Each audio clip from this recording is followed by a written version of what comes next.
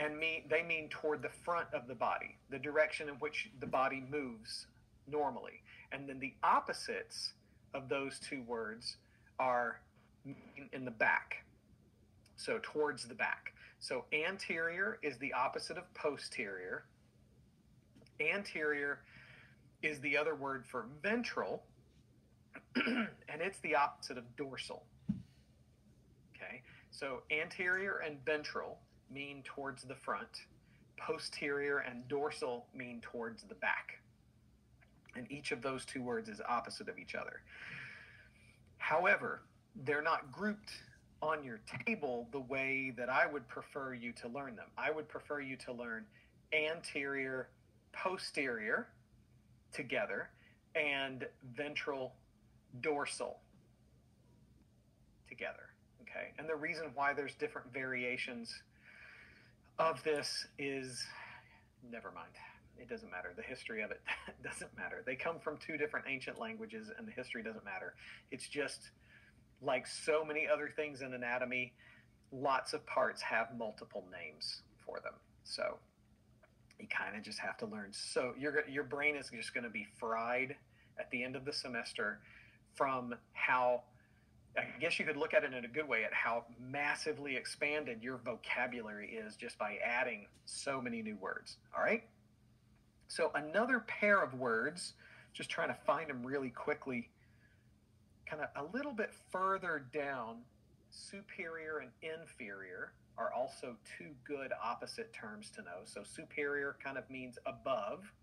So you can see up, superior, and below or down, inferior. So like I was saying before, on the face, put some eyes here and a nose and a mouth. You would say the eyes are superior to the mouth. Now you could flip that around and you could say the mouth is inferior to the eyes. Okay? And by the way, guys, listen up. I'm just making these phrases up using the anatomical words. And you can do this too. You can make these up. You can make little note cards, quiz cards, and test yourself. I know about the app called Quizlet and stuff like that. I'm not going to say that I'm not a fan. I'm just going to say I'm not a fan of Quizlet or other study websites that people use the way that they use them. I am a fan of Quizlet if you make your own Quizlet slides. I hear a lot of students say, I don't have time to make my own study cards, but Quizlet makes it easy. No, let me say this about that. I'm sorry, this is going to take 60 seconds. Quizlet makes it easy. I've heard students say that before, okay?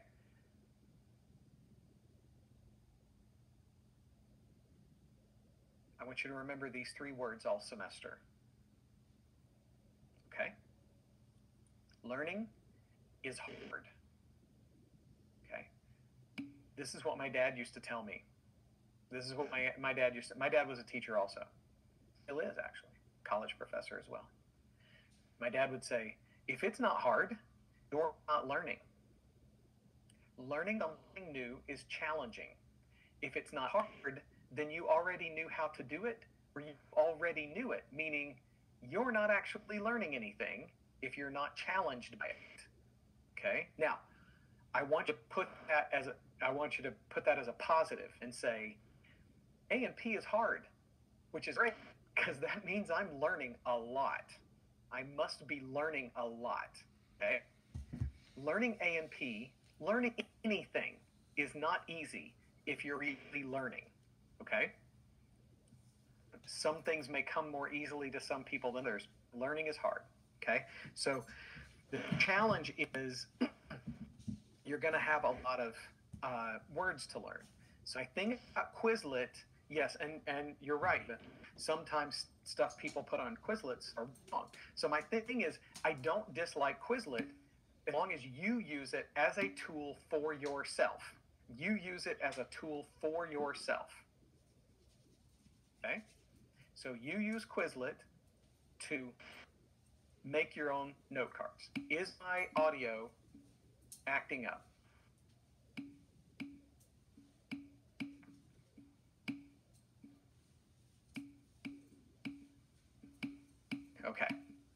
here's the thing. Pause. Hold on. This is a problem that almost always happens in this class. So if you're having audio problems, on my end, it's not showing that there's a problem with my audio. On my side, I'm looking at this, there's a little control panel down here that says everything seems to be fine. If you're having trouble with audio, yeah, the class is cursed. If you're having trouble with audio, log out and log back in. If you log out and log back in lots of times, that will fix the problem. Okay, give that a try.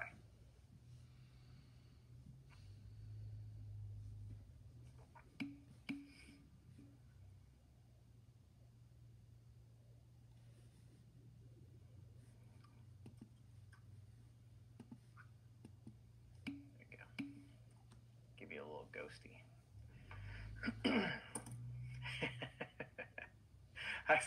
I saw one of those funny T-shirts. I'm giving everybody a chance to log out and log back in. So I saw one of those funny T-shirts that just came out like last week. It said, what did it say? Oh, 2021 just told 2020 to hold its beer. Here comes 2021. It was like, it came out right after we had the first case of the new COVID, the new, more highly transmissible COVID appear in, I think Colorado or Washington was one of the first places it hit the U.S. It's now in Georgia. It's pretty much all over the place, but the new version of COVID comes out. It's available now. And somebody comes out with a T-shirt. It's like, 2021 just told 2020 to hold its beer. Like, hold on. Here we go. Okay. So this stuff, these terms are great things to do with note cards. Now, again, I know there's a lot of technological, another thing that I'm going to do, guys, I'm actually going to turn my camera off. You don't really need to see me down there. And if I turn my camera off, my audio might, no, you're happy that I turned the camera off. If I need to show you something, I can turn the camera back on. If I can, my hand gestures or something like that. But really, that may really help the sound. Hope it does. So this is a great stuff to use for study cards, note cards. But I'll say again, Quizlet makes it a little too easy, and I think challenging yourself with a physical set of note cards, you can get a pack of like 500 of them at Staples for almost nothing, and a pencil, and just making the physical note cards is a thing that's a good learning tool. All right, so medial means towards the middle, and the opposite of medial. So medial is kind of towards the middle, and the opposite of that is lateral, moving away from the middle. Oh shoot, that just erased everything. Anyway, proximal means closer to the shoulder or closer to the hips, closer to the point of attachment for arms and legs. Distal means further away from the attachment point. So we would say something like the wrist is distal to the wrist is distal to the elbow. Like I said before, most commonly we would use it maybe with an injury. So if we had an individual with an injury to their hand, oh man, I don't do hands very well, huh? And we would say, the injury, here's their wrist right here, and they have an injury that's just distal to the wrist, something like that. That would be how you would use proximal and distal. Superficial means close to the surface, close to the body surface, and deep means further away from the surface. Okay. Wrist is distal to to cervical? No. Cervical is one of those regional words. It refers to the neck. Cervical means the neck. So wrist is distal to the elbow. The wrist would be like distal to the elbow.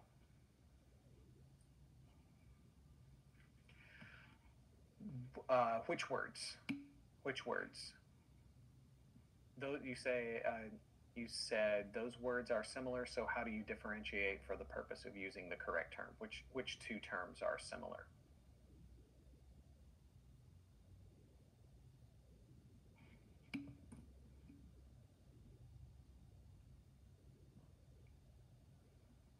Trunk refers to the base of something. Oh, trunk and tail? Trunk and tail. Where are you getting this from? So I haven't used the words trunk and tail, and I'm wondering where you're getting those words from. I'm not following either. If it's not in the lecture notes, you don't need to know it. If it's not in the lecture notes, you don't need to know it. Okay? Study mate, I'll say it again. If it's not in the lecture notes, you don't need to know it. Okay? The word that refers to tail is caudal. You typed that in yourself, right, Tristika? So the word that refers to tail is caudal, but we typically don't use that word very much because we don't have a tail anymore. We don't have a tailbone. We do use that word in veterinary clinics to refer to that caudal direction, that caudal region for a dog or a cat or an animal with a tail. We do use the opposite of caudal, which is cephalic, to mean in the direction of the head, towards the head. But in human anatomy, we don't use the word caudal very much. We do often use the word cephalic. Excuse me. Okay, so distal, further away from the trunk. Yeah, so I also prefer not to use that word too much. Trunk, the word trunk. So here's how I want you to learn proximal and distal. Everybody ready? Here's how I want you to learn proximal and distal. Proximal, closer to the point of attachment. Or point of origin, Catherine, yes. Closer to the point of attachment or closer to the point of origin. For the arm, that would be the shoulder. For the leg, that would be the hip. Okay. Yes, those are closer to the trunk, but trunk is more of a kind of a slang term for the middle part of the body than it is an actual anatomical term. Yes, we are mostly talking about limbs, and in fact, I want to emphasize that. Always use proximal and distal when talking about the limbs. Is everybody ready to hear? You don't have to answer yes in the chat. I just want to try to get your attention. I want to make sure everybody is ready to hear a potential trick question with proximal and distal. Okay? It'll go something like this. Okay. Here's an example on page 5. Look at the top of page 5. Look at there's 3 fill-in-the-blank questions at the top of page 5. Look at the second one. It says, the carpal region is blank to the brachial region. Now wait, don't answer. You might see a question like this as a multiple choice question. Okay? Now carpal means wrist. Brachial means the upper arm, the arm between the shoulder and the elbow. So carpal is distal to brachial. But you'll see multiple choice answers like this.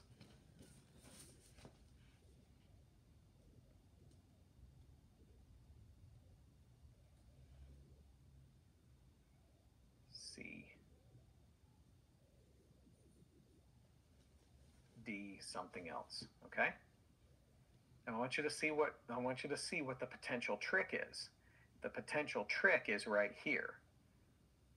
Don't pick superior or inferior when you're talking about the arms and legs, when you're talking about the limbs.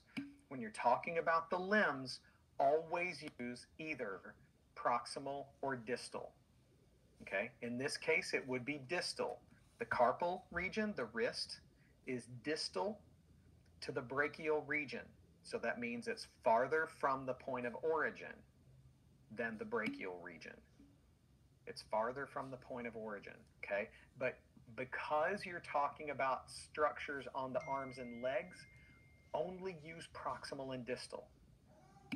Okay, and I know that you can put that in the back of your brain and you can think, oh yeah, I'll do that. But then if you see a multiple choice question, don't get confused. If it's arm or leg, you only got two choices, proximal or distal, okay? And they may try to trick you by putting inferior or superior, but don't use inferior and superior with the limbs. Has everybody made a note of that? Make a mental note of that. Don't let them trick you. Okay, you got it. Okay, I know you do. You got this. Okay. All right, superficial lead. I think we covered all these on this page. Body sections. There are basically three planes or three body sections, three dimensions. You've got the frontal plane, which is this one kind of shown in purple right here, which divides the body into a front and back. That's why it's often referred to as a frontal section. It's also sometimes known as coronal section because it's thought of as slicing it in an imaginary way, not in a real way, but kind of slicing the body down through the crown of the head. The word coronal means the crown of the head or the top of the head. But frontal section is fine. Frontal is good. And it divides the body into front and back. That's where the main name comes from. So a frontal section, it would be kind of like slicing the body this direction. And this is a really common image that you see on chest MRIs and CAT scans, CT scans or CAT scans of the chest, really typical one. The one that we commonly use with both the chest and the abdomen is more of what you might refer to down here in the bottom right as a cross section. The official name for a cross section is a transverse section. Transverse section, sometimes also known as a horizontal section, but you can see in your lecture notes we've got it also called a cross section. Okay, and by the way, on any of these terms that have more than one name, if the multiple names are in bold, then those are fair game. Those are legit. Okay, so if you want to call it a cross section, then you can call it a cross section. I think it's important to note that it's also referred to as a transverse or a horizontal section. If any of you guys are going into radiography, you're gonna learn these planes up one side and down the other because this is how you're going to be learning MRIs and CAT scans. You'll use the anatomical terminology for your X-rays as well, but I'll say this. There are, other than surgeons, maybe, there's not a whole lot of people in a hospital that know their anatomical terminology better than the radiology people. The radiography folks, they use this terminology every day. They talk about superior, inferior, superficial, deep. They use these directional terms constantly, more than the majority of doctors and nurses that they come in contact with. So if you're headed that way, if that's one of the career directions you're thinking about, you're going to use this terminology. Yep, there's always a few of you guys in the class, and you guys are going to use this terminology every day in your job, in your work, because your radiology reports that you do when you do a CAT scan or an X-ray, and you will write up the report. You'll type it up. And that report that you give to the doctor helps the doctor and the PAs and the nurses with their diagnostic process. You'll do things like telling them what the estimated size of the tumor is, when you do a CAT scan of somebody's liver or pancreas, and you'll measure the size. I mean, that would be diagnostic medical radiology or sonography, but you'd still be contributing to that, and you use this terminology all the time. So transverse, very, very common in CTs and MRIs, very, very common. And then the sagittal plane is also one that's right down. It kind of splits the body into left and right. So it's more of a left and right plane. It's the one that you see pictured kind of in blue over here, like that. And if it's right down the middle of the body, it's often referred to as a mid-sagittal plane. Okay, so that kind of covers all of that. Transverse is kind of like a top-down view, only oddly, the way that the CAT scan is usually done, it's more of a bottom-up. So, like for example, if we were looking at this figure in the middle with a CAT scan on that plane right there, that kind of green line, I don't know if you guys can see that, and then we were to get that image right there, we would actually be looking from below the green line, from below the green plane up. So the structures we would be looking at, we would be kind of looking up. So it's like our eyeballs would be kind of. I'm not going to try to draw it, but I was going to try to draw a face sort of looking up that direction. So it's kind of, the CAT scans were always super confusing for me to get my head around. But that's not my job. Okay, body cavities, dorsal and cranial, spinal, meninges. We need to move along pretty quickly now. So these body cavities, the bottom page 5. We have two major body cavities, the dorsal body cavity, which is divided into the cranial and spinal cavities. The cranial cavity has the brain, the spinal cavity has the spinal cord. Those are the major parts known as the body cavities. They're lined by layers known as the meninges that we'll talk about more when we get to the central nervous system, but those are the linings. The ventral body cavity is the more space more to the front. So that dorsal body cavity on this diagram would kind of be down here. The spinal cord would go down through there. There's the dorsal body cavity. And then the ventral body cavity is the space at the front that's actually subdivided into the thoracic cavity, which is where you'll find the lungs and the heart. The middle of the thoracic cavity, in between, if we were to turn this figure sideways, we would actually see the heart there. This would be more like looking at it from the front, and the heart would be kind of surrounded by the lungs like this. And then the diaphragm that separates the thoracic cavity from the abdominal cavity, so that I just kind of put abdominal cavity right down there. But there's this space, here's what I wanted to show you guys. There's kind of this space between the lungs that's referred to as the mediastinum, and that's where the heart is located. It's located between the lungs. You can't really see that in this figure looking at it from the side.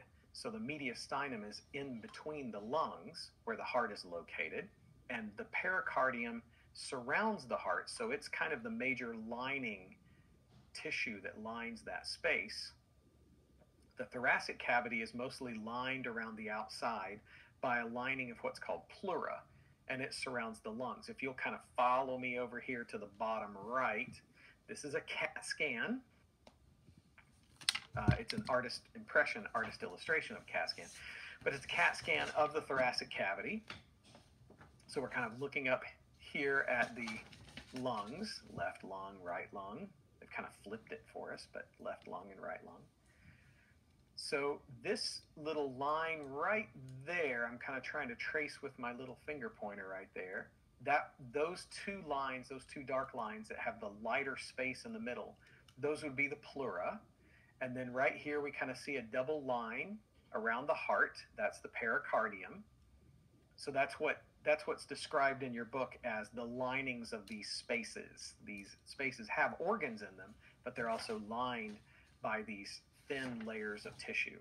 And we get down into the abdominopelvic cavity, and it is lined by what is known as peritoneum. Peritoneum. That's why the abdomen is sometimes referred to as the peritoneal cavity. The abdominal cavity is really sort of technically within it, but for now you can use the words interchangeably. We'll get picky about the difference in A and P2, but not for now too much. Okay, so the abdominal cavity lined by peritoneum. Down below it, not lined by peritoneum, is the pelvic cavity that contains some of the reproductive organs.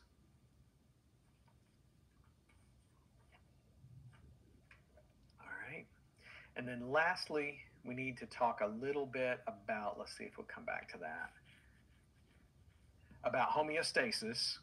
A little bit about homeostasis. So if you'll look on page 6 and 7, we'll talk a little bit about homeostasis. The main things to know about homeostasis is that these are all the systems of the body working to keep you alive, to maintain everything in a stable, livable condition. So a very obvious example that I think most people are familiar with is that your body temperature stays pretty stable regardless of how cold or hot it might get outside. Now, body temperature, by the way, is about 37 degrees centigrade. Between 36.5 and 37.5 centigrade is kind of the normal range, Celsius or centigrade. This is the standard unit of measurement for most hospitals and medical centers. So it's good to start getting familiar with the Celsius centigrade scale if you're not too familiar with it. Most of us are used to talking about body temperature being around 98 to 99 degrees Fahrenheit. It is not 98.6. Okay, that came about as a part of a big confusing way of gathering data about people's body temperature. So 98.6 is not standard body temperature. It constantly fluctuates, but a healthy body temperature is typically somewhere between 98 and 99. And in centigrade, that's around 36.5 to about 37.5 Celsius, something like that. Okay. And so that's kind of a normal body temperature. So if you go outside on a cold day, the temperature can be close to 0 centigrade, which is about 32 degrees Fahrenheit. And even though the outside temperature is 0, your body will shiver to try to keep the temperature, to try to push the temperature up and keep it warm. Just like if it's really hot outside, let's say it's maybe like 40 degrees outside, 40 degrees centigrade, which is like 105 degrees. I don't know exactly what the conversion is, but I think it's like 105, like a hot day in Atlanta. And your body temperature will still stay within about that 37 degree range by sweating. So you'll sweat to try to cool down. And this is a great example of homeostasis, but there's a lot of them that we don't see. There's a lot of things that we don't see, like, for example,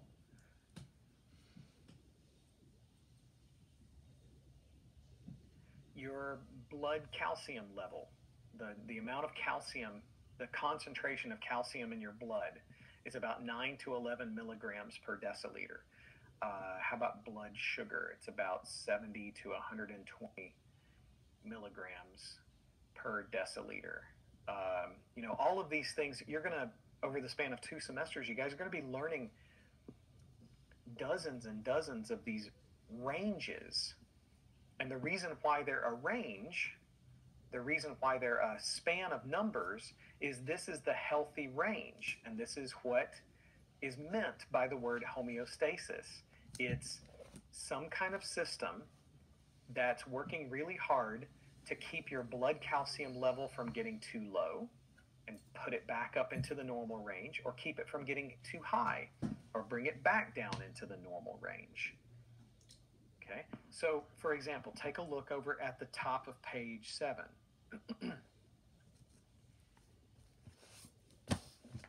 This one's talking about the normal glucose range. So there's a line there that says the normal glucose range, everything is in homeostasis, and you got this arrow that kind of goes over to the left. If your blood sugar drops below the normal range, you have a hormone called glucagon, and the one job of glucagon is to raise blood sugar, and that means it's going to try to bring it back up into the normal range. If your blood sugar gets too high, above 120, then you have this other hormone that I think most people are probably familiar with. You've heard of insulin before. May not have heard of glucagon. Now you have. But you've definitely heard of insulin. And insulin's job is to lower blood sugar. That's its main function. So its job is to bring it back down into its normal range. And these two hormones, glucagon and insulin, work on either side of the balance, either side of the seesaw, the teeter-totter, to help keep your blood sugar in a normal range. And when your blood sugar falls below the normal range or gets too high above the normal range, that means you're at least with regard to blood sugar, you're not in homeostasis anymore. That's what that means. So basically, disease or injury, aging, these things are all some homeostatic mechanism, some homeostasis thing has gotten out of balance and can't be brought back into balance. Something's gotten out of whack, so to speak. Okay? Now there's two kinds of homeostatic response systems. Two kinds of response systems. A negative feedback and a positive feedback. Negative feedback is the one that we've been talking about. Now, this can be confusing too, because a lot of people hear the word negative feedback and they think that's when my boss tells me I'm not doing my job right. And you go home and somebody says, "How was your day?" "Well, I got a lot of negative feedback."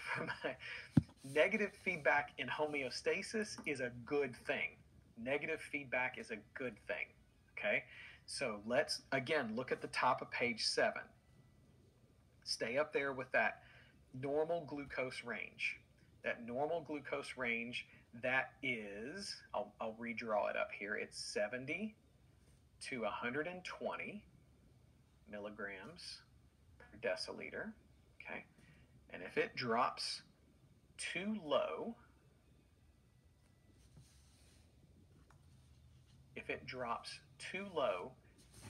the low blood sugar stimulates the release of the hormone glucagon, which comes from your pancreas. So that's the low blood sugar that actually causes glucagon to be released. Now, what does glucagon do? Glucagon drives the blood sugar back up. Okay? And so now that the blood sugar is back to normal, you don't need glucagon anymore, so glucagon gets turned off. That's why it's called negative feedback. Did you guys follow me on that? It's called negative feedback because the feedback turns off the response system. The feedback turns the system off. Okay?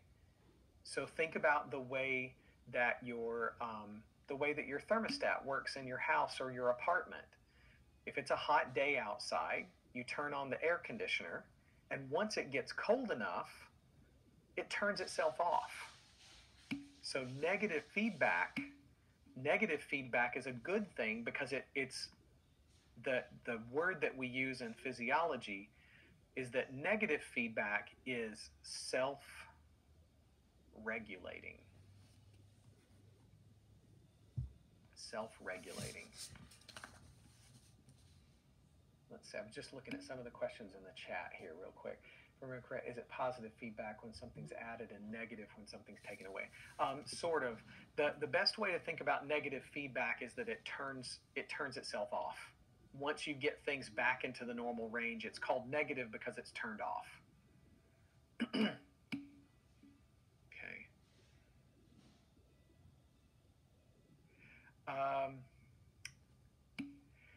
Negative feedback brings the body back into homeostasis. That's right. And then kind of turns itself off. That's the key thing I want to keep reiterating. That's what's meant by negative feedback. Okay? Now, hold on. What we've been talking about at the top of page 7 is actually two different negative feedbacks. Two different ones. One is glucagon, which gets turned off when blood sugar comes back to normal. The other one is totally separate, and it's called insulin, and it gets turned off when blood sugar comes back to normal. They just work from different directions, but they are two different response systems. Each one of them uses negative feedback to turn itself off once it's done its job. Okay? Take a look down here in the bottom right-hand corner of the screen. It's kind of tiny. I'm sorry I made it so small. I didn't mean to. But this is what happens with your blood, with your body temperature. If your body temperature gets too warm, blood vessels in your skin dilate, you start to sweat, and both of those help cool your body down, which turns the system off. If you start to get too cold, blood vessels constrict, and you may even start to shiver, which warms you up, and the warming up turns the system off. Okay? And regardless of how the system works, if it gets turned off by the response, the warming up or the cooling down, if it gets turned off by the response, it's negative feedback. The most obvious way to describe it is give an example of positive feedback. With positive feedback, it's the term that we use for positive feedback is it's not self-regulating, it is self-amplifying. It is a system that intentionally gets out of control really, really fast. It moves away from the set point. You can see kind of in the middle of page 7, you've got a system at rest in the middle, and some kind of change becomes the stimulus that stimulates more change. Okay? Let me explain it like this. Labor and delivery is a good example where a little bit of a push of the baby's head against the cervix, right down here, and the cervix begins to stretch. It begins to stretch and pull away. And there are neurons in the cervix that will then send feedback signals up to the brain, to the mother's brain. And those signals will stimulate the brain to secrete a hormone called oxytocin. It actually comes from the posterior pituitary, right at the base of the brain. Oxytocin binds to the cells of the uterus and causes uterine contractions.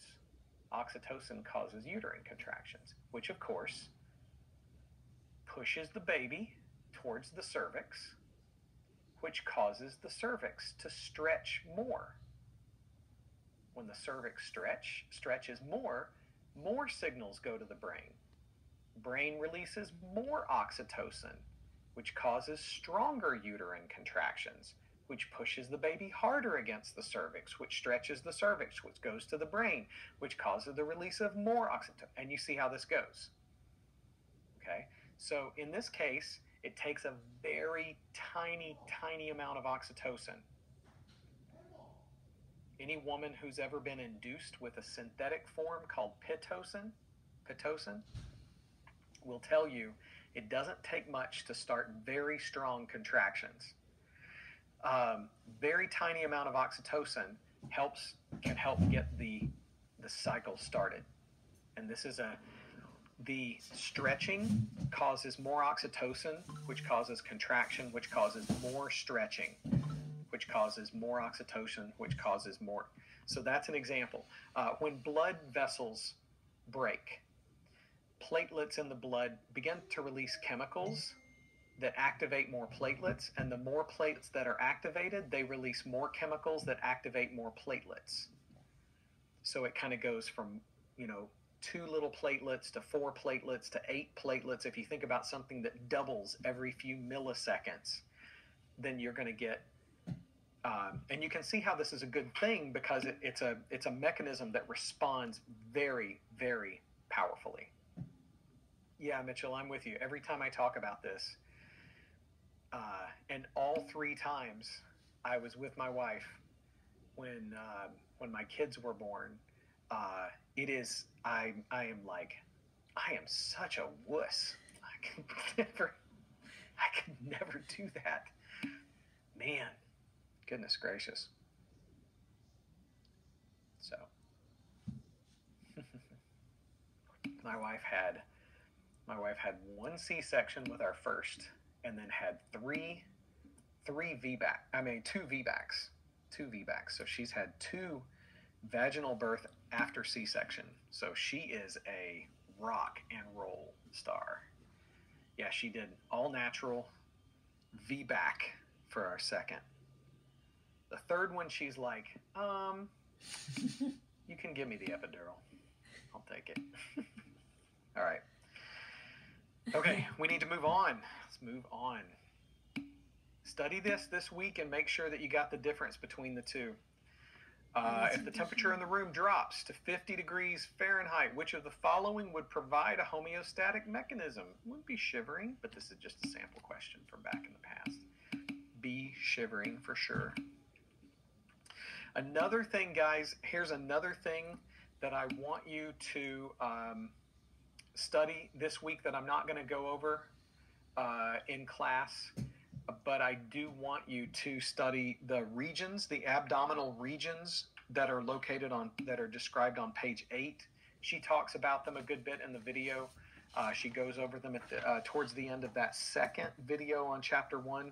So I want you to look over those. Those are terms that you do need to memorize, but I don't have time to go over them. But I'm glad to answer questions about them and talk about them next week. Okay. Yeah, men and women, strong in our own ways. Can't have one without the other. Let's leave it at that. Move on to chapter 2. Let's at least get through some of the first few pages of chapter 2, so we got time to finish it next week for sure. We're able to stay on schedule. This is where on that organizational chart that we taught, or that table with the baby up at the top, we talked about we are beginning with what's known as the chemical level of organization. So basically this is talking about atoms and how atoms come together in some cases make molecules to form molecules, and how they sometimes form really even huge molecules that we'll talk about next week that are called macro molecules, really big molecules. Now, if anybody is getting a little bit worried and you think that we are talking about chemistry, we are not. This is not chemistry. Now, some of you are kind of like, oh, I like chemistry. This isn't chemistry? No. This is atom, anatomy, and physiology, which means we are going to talk about the anatomy of atoms and the physiology of atoms. When we talk about the anatomy of atoms, what are we talking about?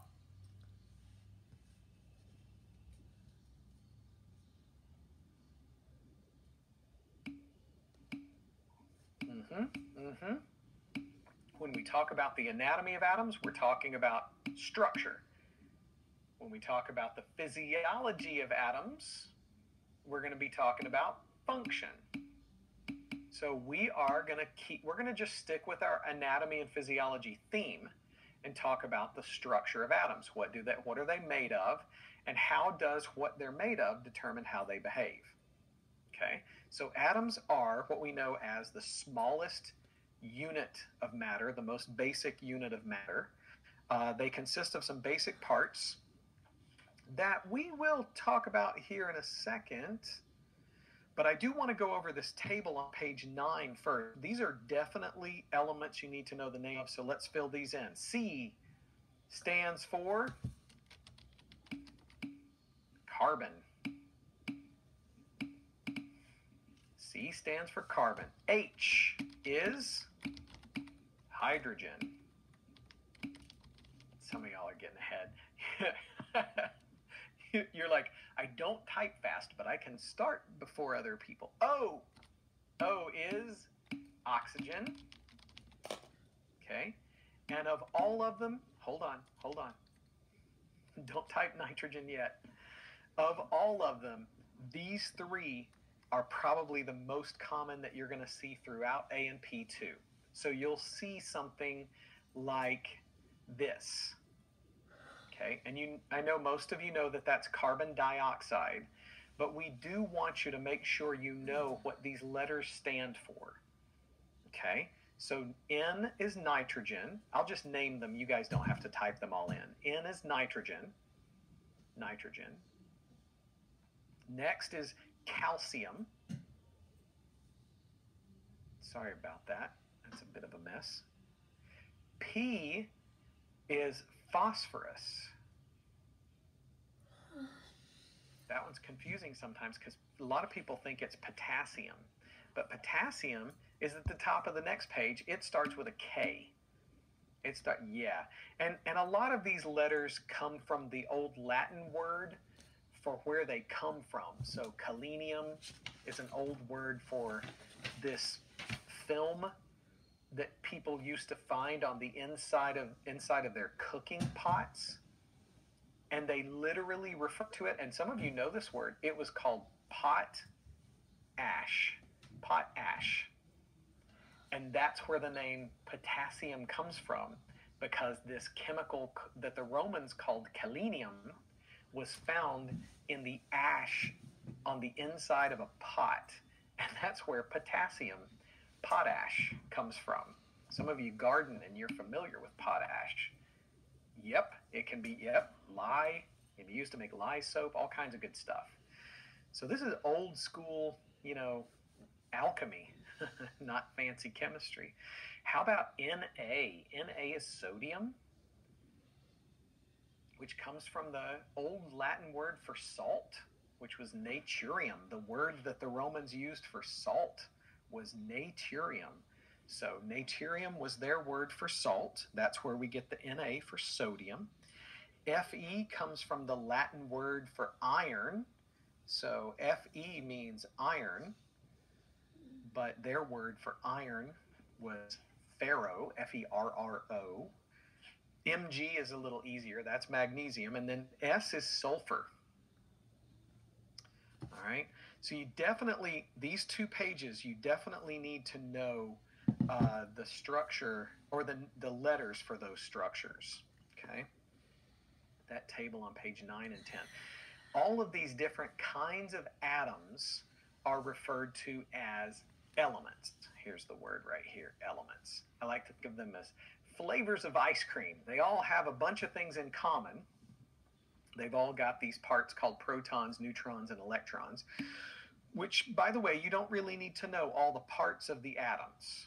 You don't need to know protons, neutrons, and electrons too much. We'll talk about them more at a later time. But having different combinations of protons, neutrons, and electrons is what gives all these different atoms their different forms, and the different forms are called elements. So when we talk about elements, they're the things that have the names. So Karina, you need to know just the ones on the table. Just the ones on the table on page 9 and 10. Yeah, good question. Just the ones on 9 and 10. And as you flip through this, even through this chapter, you're going to see that it's really just all the same ones that just come from these 2 pages. Okay. Now, atoms aren't always stable. They like to give and take or share electrons. And those are the two basic behaviors. Now we're kind of talking about physiology. Those are the two basic behaviors that we see with atoms. If they do the give and take, that's one thing. If they share, that's another thing. Okay? The, these result in what's known as chemical bonds. We're going to look at three different types just briefly, starting kind of in the middle of page 10 and going pretty much through. We're going to kind of summarize middle of page 10 through the top of page 12. Just kind of try to summarize the big picture idea with these. So the first type of interaction that can happen between atoms, that's my fancy word for bonding, interactions between atoms. The first type is referred to as an ionic bond, and this is that give and take of electrons. Okay, somebody gives, somebody takes. Okay, now one thing to know about the electrons that are giving taking, they're the little things in this picture that are illustrated as little yellow balls, and the electrons are negative. Electrons have a negative charge. They have an electrical charge that's negative, Neg, negative. We often abbreviate an electron with a little e, with a little negative sign next to it like that. So if we have two atoms, I've got two of them pictured in this diagram down here, but I'm going to kind of redraw them up here. I've got a sodium here. Here's a sodium atom. I'm just going to represent it with a circle. Here's a chlorine atom over here. And sodium gives one of its electrons to chlorine. By the way, the reason they do this is this will make both of them far more stable. It's actually going to make both of them way more stable than they naturally are. So if you're worried about why they do this, you don't need to. You don't need to know it for this class. But this is a natural reaction that happens when you put these two chemicals together. Sodium gives one away. Chlorine picks it up because it makes both of them more stable. Okay, and it changes the charge. So sodium giving away its one of its negatives now gives sodium a positive charge because it gave away one negative. The chloride picked up that extra negative and it becomes more negative. Okay, before they were both neutral, which means they had a balance of positive, and these atoms had a balance of positive and negative. But after one gives and one takes, which is a good thing, the one that was the giver becomes positive. The one that is the taker becomes negative. Okay, so the sodium is the one that gave away, the chloride is the one that picked it up, and as a result, we don't even call them atoms anymore. Now, I think that is one big point to make sure that you get. All right? Let me get my little pointer finger, try to emphasize that. As long as they are neutral particles, balance of positives and negatives, as long as they're neutral particles, we call them atoms. But as soon as they give and take, we refer to them as ions. As soon as they give and take, they're called ions. So an ion is a particle with a charge. It's a former atom. It used to be an atom, but now it's an ion because it's taken on either a positive or negative charge. Okay? The positive ion is called the cation. The negative ion is called the anion. And the way that I always remembered the difference, I wrote this in my notes in chemistry.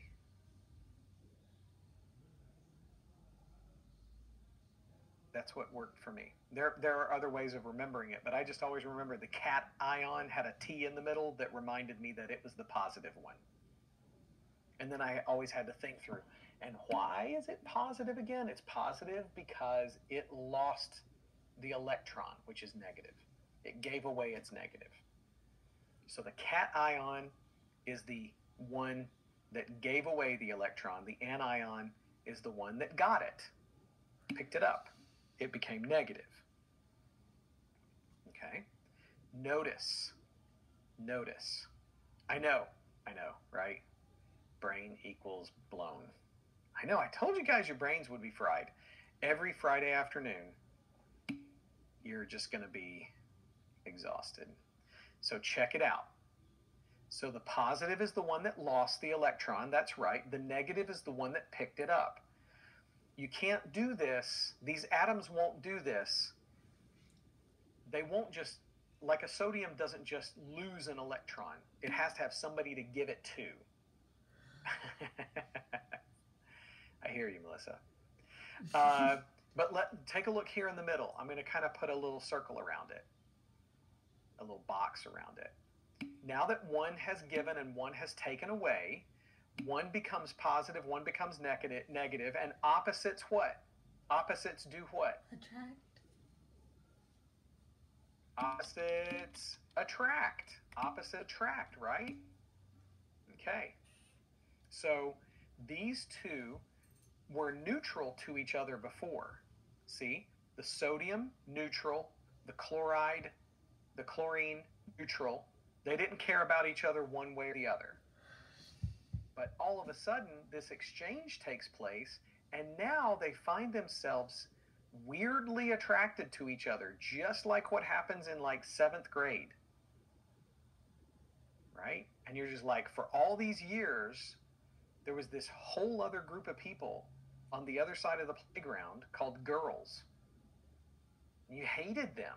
And then you get into middle school, and all of a sudden, yeah, you is right. And then all of a sudden you get into middle school, and you're like, oh, I find myself weirdly attracted to you. I don't even know how to talk to you. So I'm just going to stumble over my own 2 feet and walk away in complete and utter shame.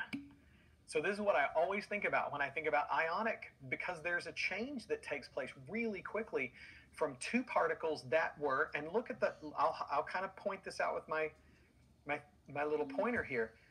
Before the change, they're neutral, so they're called atoms. But after the change, they're not called atoms anymore. They're called ions. Okay, and this one is the cation, and this one is the anion. Okay? All right, and that is the gist of ionic bonding. That's the key thing about ionic bonding. Now, sometimes, let's transition. Sometimes you have 2 atoms that would be more stable if they could work a trade, but there's nobody available to trade with, but there are other atoms they could share with. And this commonly happens with atoms that are much more similar to each other. They're far more similar to each other. Ionic bonding usually happens between atoms that are very, very different from each other. And this kind of bonding happens when atoms are really, and in fact, you can see the examples that I have over here on the diagram. You couldn't be more similar than being the exact same kind of atom. 2 hydrogens, 2 oxygens. Nitrogen and oxygen are very similar. Carbon and oxygen are not exactly the same, but very, very similar. So this is where, and this, look, guys, the main thing you need to memorize about this stuff, I'm probably super guilty of over-explaining this stuff sometimes, but look, give and take of electrons is ionic bonding. The result is ions. One is a cation, it's positive. The other one is an anion, it's negative. Okay? Whoops. Okay. All right. Covalent bonding is when that kind of trading is not available. So in covalent bonding, we've got sharing electrons. Now they may share a single pair of electrons. That's what we call a single bond. Or they may share 2 or 3 pairs of electrons. And that's what we sometimes refer to as double bonds or triple bonds. Okay? So my little pointer is going all over the place. Let me point at this thing right here between these two H's. Do you guys see that bar between the two H's? That's something you got to get used to looking at and noticing. That's a single covalent bond. That's a single pair of electrons being shared. So that's the key idea here. Okay? If it looks more like this, that's what we refer to as a double covalent bond. It's two pairs of electrons being shared. And the maximum possible, at least in normal chemistry, is a triple covalent bond. And that's three pairs of electrons being shared. It's a very, very strong bond. Now, here's the deal. The atoms may share equally between the two, and this is referred to as a nonpolar covalent bond, or they may share unequally. So one atom really gets more attention from those electrons than the other one tends to. And this results in what's called a polar covalent bond. Let me show you the example here. Let me go back to, well, I'll just kind of draw it up on the screen. If we had a bond between a hydrogen and another hydrogen, and that's just drawn with a little bar like that. Okay, so that bond between the hydrogen and the hydrogen, hydrogen covalently bonded to hydrogen. Again, that bar means that two electrons are being shared, but because these are the same element, they're shared equally. They're equally shared. Okay. Take a look over here, and we've got an oxygen sharing electrons. They don't show us the bar on this illustration. Sharing electrons with a hydrogen, but oxygen has a stronger pull for electrons. So the electrons that are being shared are really spending most of their time with oxygen. And the key thing you need to know about this is that results in a kind of covalent bond that's called a polar covalent. And the reason it's called polar is that we have a molecule with opposite poles. One side is more positive, another side is more negative. The one that's more negative is the one that has the electrons around it most of the time. And that's because it's polar most of the time when the two atoms are sharing unequally. And they do that because they're two different elements that are in the relationship together. So they're being shared kind of unequally. And probably the major example, now here's, I'm going to try to give you an example of, like, I'm going to try to narrow it down for you to be like, this is the main thing you need to memorize. Polar covalent bonds, usually we're going to see them most commonly between an oxygen and a hydrogen, or a nitrogen and a hydrogen. These are the most common examples that we'll see. And by far, the most abundant example is going to be the water molecule, which actually has two of these polar covalent bonds. It's an oxygen with a hydrogen and an oxygen with another hydrogen. It's two-timing.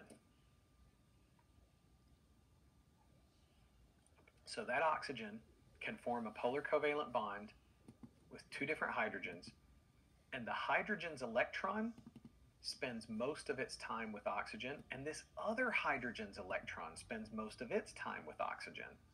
So you end up with a water molecule that has a slight positive charge near the hydrogens and a slight negative charge near the oxygen.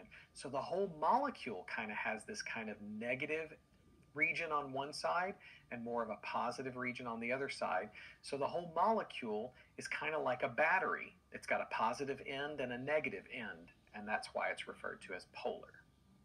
And Heba, that's exactly right. That's why polar substances dissolve in water, because water itself is polar.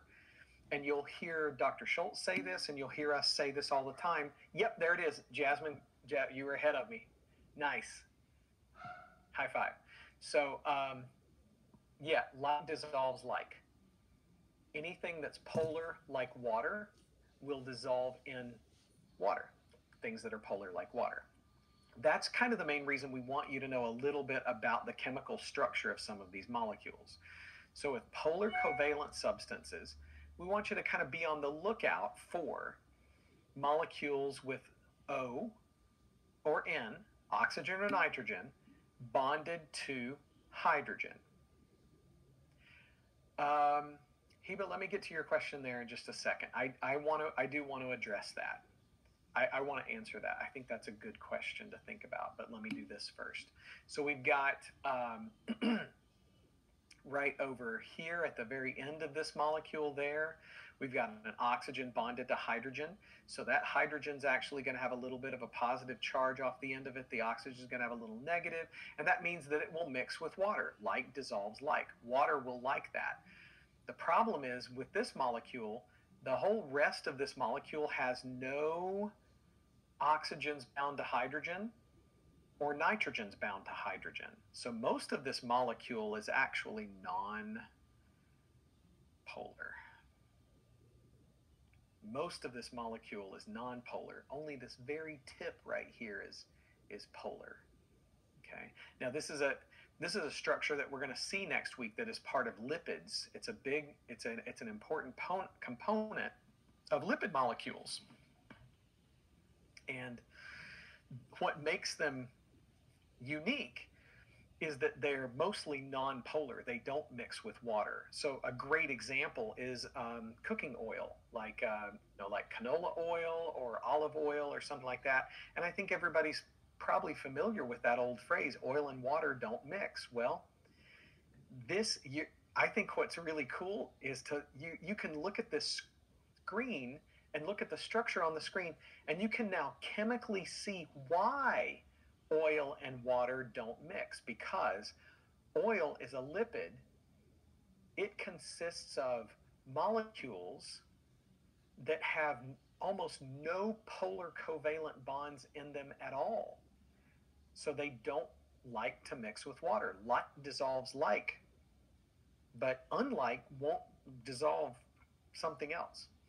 I don't know how to explain it, but this is the chemical explanation for why the oil floats on the top of your salad dressing and the vinegar floats to the bottom. They don't like to mix with each other. Even if you put them in the same bottle together, they will not mix. They will separate.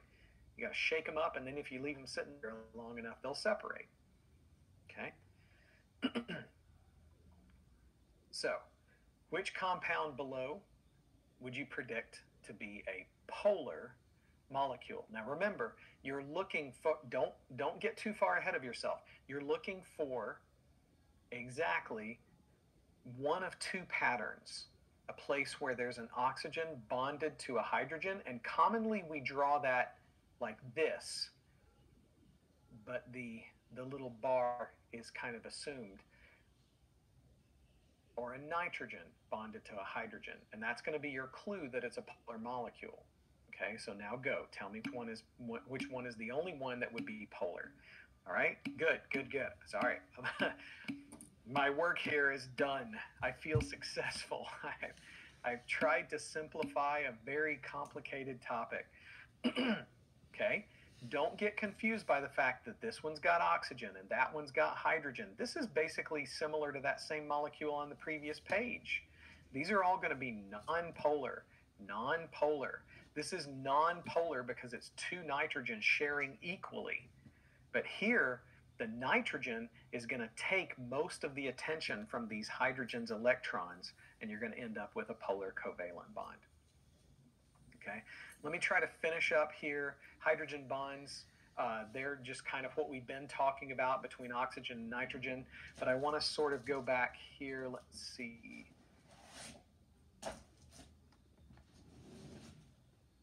So, yeah, Heba has a question. Ionic and covalent polar both dissolve in water.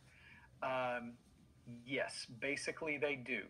Why do ionic bonds do it? I'll kind of draw it up here. Remember that what we have in an ionic bond, the example sodium chloride, is we have two substances that have a charge to them. And these positives and negatives can be attracted to the negative and the positives of water.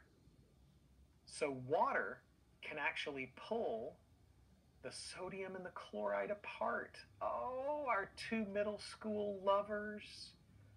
Oh, it seems like only yesterday they started liking each other in 7th grade, and now they get to college and water's going to pull them apart. Oh, what a tragic tale. But that's kind of what happens. The sodium and the chloride, they're suddenly attracted to each other as long as they're dry and crystallize. But when you put them in water, water molecules pull the sodium chloride apart. Now, you guys know what sodium chloride is, right? Sodium chloride is what? Table salt. Table salt. So when you sprinkle some salt in water, like if you're going to make a bowl of pasta or something like that, so you get the water boiling and you might sprinkle some salt in your water. What happens to the salt crystals is they get pulled apart by the polar molecules of water. It pulls them apart. And here's the key word. I know we're done. We're done. We're over. It's right now 20 after. Let me mention this really quick. This is a key term to know going forward. When ionic atoms, ions, are dissolved in water like this, they're referred to as electrolytes. Okay?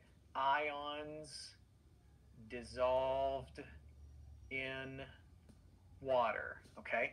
The reason why that's really important, while I've got your brain good and fried, I might as well just toast them once and for all. But this is a key clinical term for what we refer to for ions in your bodily fluids, especially ions in blood. So when we talk about measuring somebody's sodium and calcium and magnesium levels in their blood, we typically will order an electrolyte panel. We'll order an electrolyte test. We're going to test, sometimes it's referred to as blood chemistry, sometimes it's called a serum and molecular analytical chemistry, or a SMAC.